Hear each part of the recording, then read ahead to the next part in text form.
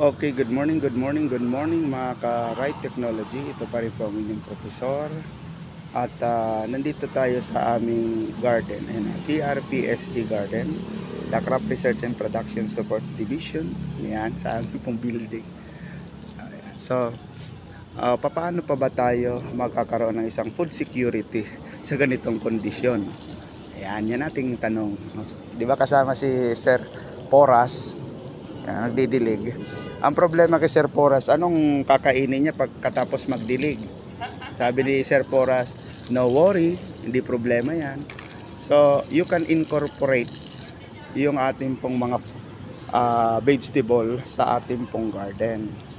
Paano naman, Sir, masisira yung landscape? Yan ang pag-usapan natin. So, ito pong isang alley na ito, itong pathway na ito, meron po siyang space na makikita kayo, nakita nyo, yan ay puro ornamental.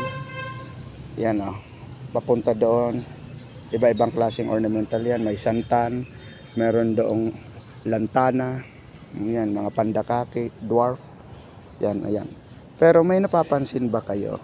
Yan. So ito ang technique kung talagang gusto niyo maging sustainable at maging available ang food sa inyo pong area, even na nasa urban area kayo at naka-landscape yung opisina niya. So, yung mga vacant space ay pwede nyo pong lagyan ng mga vegetable. Whether yan po ay luya, pwede rin yan. Yung pwede rin po yung ating mga herbs. Especially yung leafy greens, katulad ng kangkong, mustasa, ayan magsawa na kayo sa kamo mustasa at saka pechay. So within 30 days may maaani ka na. So gaano kahaba ito? Yan. So yan napakahaba na yan. Yan, ready for harvest na yung iba. Nandiyan pa tayo sa tabi ng kalsada, sobrang ingay. Ito, kukuhanin nyo lang yung mga dahon na yan. Makakapag-harvest na kayo. And at the same time, pwede rin kayo magtanim ng kalamansi. So gaano kadami ang magpo-produce ng isang area na yan, mga kalamansi. Pwede integrate nyo yung tinatawag nating edible landscaping. Andyan yung ating kubong maganda. Pero tingin mo, yung espasyo ay nagagamit.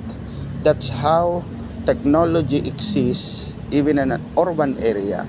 Sabi nga ay nasa i-discarte lang yan para hindi ka magutom. So yan, tingnan nyo, naka-incorporate. So yun lang. Kung may mga area kayo na pwede pa, itong alley na ito, lagyan nyo ng paso, container, tapos may tanim kayo. Ang kailangan lang po natin ay isang magandang kaalaman. Pangalawa is yung ating pong dedikasyon. Pag may gusto, may paraan. At pag may ayaw, katamaran. Diba, guard? At yung si Dodong may pagkain naman. So ito pa rin po ang inyong profesor. Ano dong?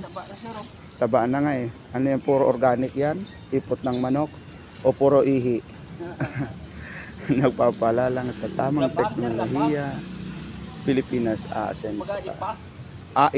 Ipa daw sabi ni Dodong. Yan, kaya tumaba. Sunod yan siguro pechay. Okay, bye-bye.